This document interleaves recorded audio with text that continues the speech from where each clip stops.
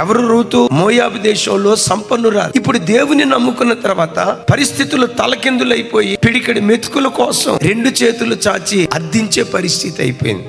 జనమని ఉండొచ్చు, అమ్మా దేవుడు దేవుడు గొప్ప దేవుడు అని వెళ్ళావు, ఏం చేశాడు అమ్మా దేవుడు? ఉన్న స్థితి అంతా పోయింది కదా, భర్త చనిపోయాడు కదా, దన్నాన్ని కూడా నోచుకోలేక ఎవరో పెట్టే ఎంగిలి మెతుకుల కొరకు ఎత్తుకుతున్నావు కదా, ఇంకెందుకమ్మా దేవుడు అంటావు? కానీ అద్భుతం తెలుసా, ఇన్ని పరిస్థితుల్లో కూడా ఏదో ఒక దినం దేవుడు తప్పకుండా నన్ను దర్శిస్తాడు, నాకు గొప్ప బహుమానం ఇస్తాడని దేవుడనే ఒక్క ధైర్యంతో బెత్లెహేములో బ్రతికింది. చెల్లి, తమ్ముడా, ఈ గడ్డ మీద దేవుడనే ఆ ఒక్క ధైర్యంతో బ్రతుకు. చెప్పుకోదగ్గ పెద్ద ఉద్యోగం నీకు లేకపోవచ్చు, ఆర్థిక వనరులు నీకు లేకపోవచ్చు, ఆర్థిక సోర్స్ నీకు లేకపోవచ్చు, జనబలం, ధనబలం, కులబలం, ఏ బలం లేకపోవచ్చు, దైవ బలం అనే ఒక్క బలంతో ప్రతి క్షణం ధైర్యంగా బ్రతుకు. నీ ధైర్యానికి ప్రతిగా గొప్ప బహుమానం దేవుడు నీకు అనుగ్రహిస్తాడు.